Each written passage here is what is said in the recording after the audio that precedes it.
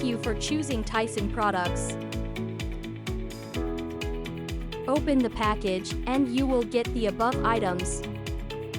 Now, we provide single-phase and three-phase incoming lines. The cable connecting phases to the distribution box are shown as in the figure. Drill holes in the wall with installation paper. Knock the expansion pipe into the hole. Remove the bottom screws and push down to remove the housing. Remove the 7 screws around the inner shell. Install the wall box on the wall through corresponding mounting hole.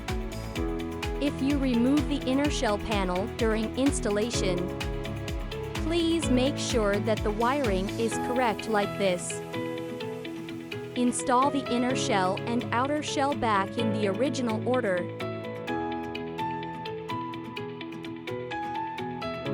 Use the same method to install the hook. Now, connect the incoming line to your distribution box to complete the installation.